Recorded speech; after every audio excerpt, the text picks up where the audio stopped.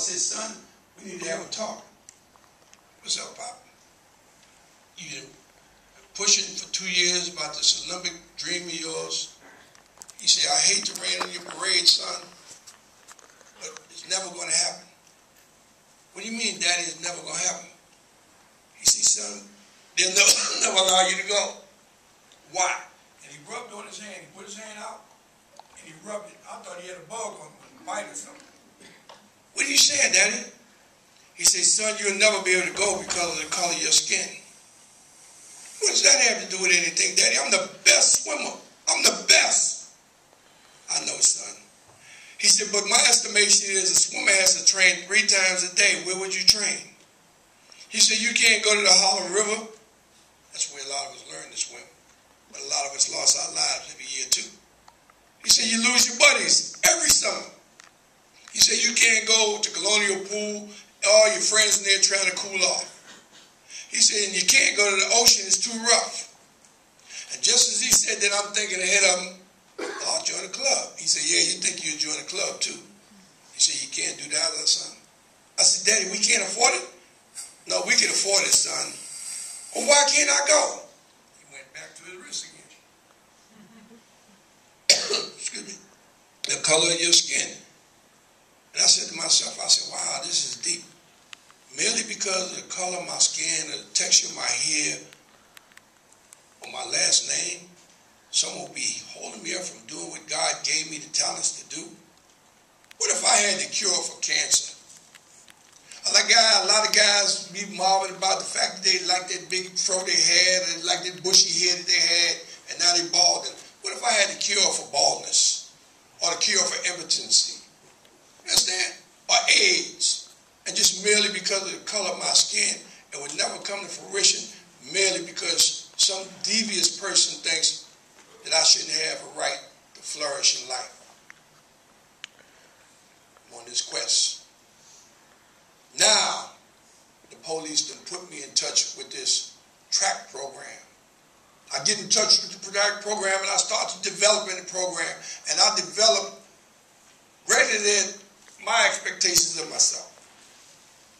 Hey, John, you earned the trip.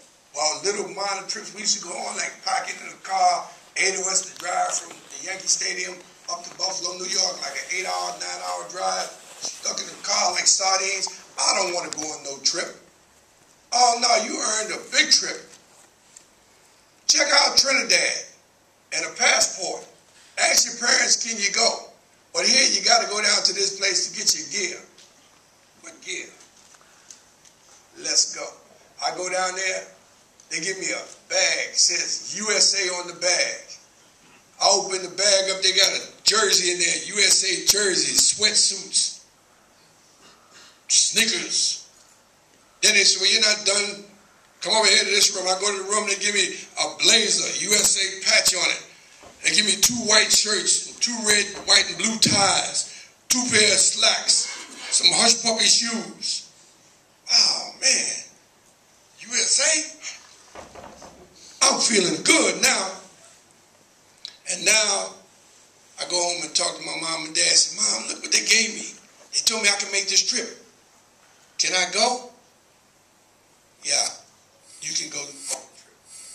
I go back to my father and say, Pop, Mom said I can go and I got all my gear. But they told me to check out Trinidad. What's that? That's something you eat? Is it something you wear? I didn't have a clue what Trinidad was. He said, well, I'll explain that to you, son, when I get off work. We'll go over to the library and I'll show you. Went to the library, took him money because the globe was over there. He looks in the globe and he finds Trinidad and Tobago, and then he finds the United States, and he says, here's the United States, here's Trinidad. I said, Daddy, how are we going to get there? I don't see no bridge. She said, because I'm used to driving. He said, nah, son, I think you're going to fly. He said, incidentally, that's why you need that passport, because you're leaving the country. Wow, okay. I'm stepping up in life. Now I go to the airport, JFK airport, and I'm feeling good. You know, I went out, it was like February 2nd. It was freezing cold, below 0. I got a big duffel coat on. And when I get to the airport, the first thing I'm thinking to myself is, man, you know, you never been on no plane. But all you got to do is just be cool like everybody else, and they'll never know. So So I get on the plane, I do what they do. Take their coat off, they fold it up, they put it up top. Took my duffel off, took my USA bag, looked at it, I was rubbing on it because it's so smooth and clean, stuck it up under the seat. And I go to the back of the plane, and it's an old woman back there. She's sitting in the aisle seat, nobody there with her, and on the other side is wide open. So I sit on the aisle seat across from her. Nobody with us. Plane takes off. We going through, climbing the sky, and I'm looking afar. I say, wow, this is deep. But I'm cool because everybody's cool. As we get up there, about 45 minutes to an hour later, the plane started jumping around a little bit. I didn't know what it was. I kind of sat up a little bit, but everything mellowed right on out.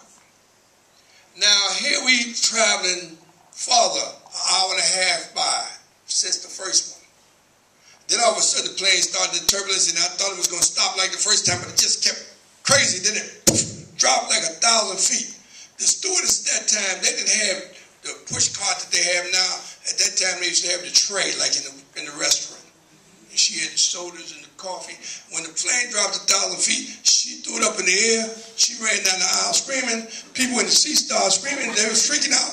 And I'm looking at the old lady out the corner of my eye, and she reached into her purse and she pulled out some rosary beads. Well, I being a Catholic at the time, I saw this is serious. Well, she started Hail Mary, and I'm looking at it. I'm looking at the stewardess again running. I'm looking at the people, and I'm saying my heart started pounding a little faster.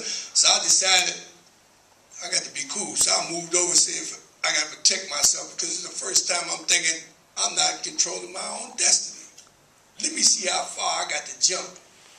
So I slide over to the window. And when I looked out the window, now you ever heard of petrified wood? Well, that's exactly what I was. I was petrified when I looked out that window. Not for anything other than the fact that when I looked out that window, who did I see? Well, Miss Seneca showing me that map.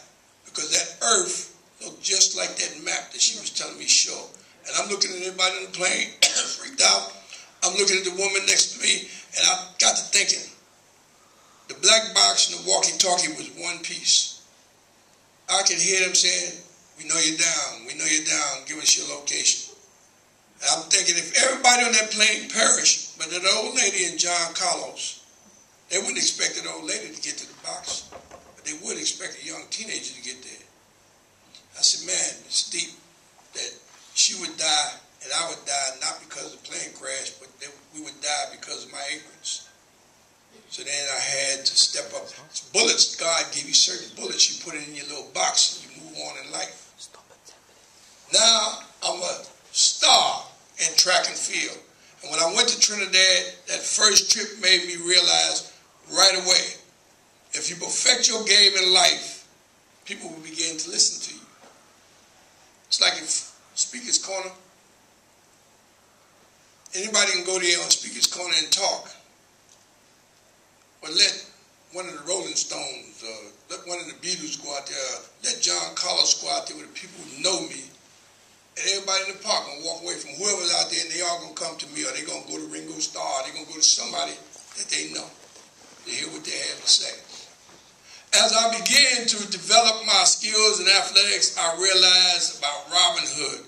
I realized about the drugs in my community. I realized about those who was less fortunate. And I began to get on this mission.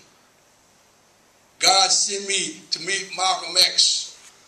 Be able to run up and down the street to talk to Malcolm X and ask him as a young kid when I first heard him on the radio, wow, Daddy, who is this guy? This guy was blowing so heavy in terms of pride and honor and respect and fight for your rights. I got to meet this guy. Who is this guy? And then boom, they say all of a sudden, Malcolm X is coming to head the mosque on 116th Street. Daddy, I got to go down to 116th Street. I got to go check out this guy, Malcolm X. Son, you be careful when you go down there. That's all right. And when I went down there to see Malcolm X, I'm looking around for the blackest guy in the building. When I say black, I mean like black, the color of my shoe black. Because he was blowing too black to be so light-skinned.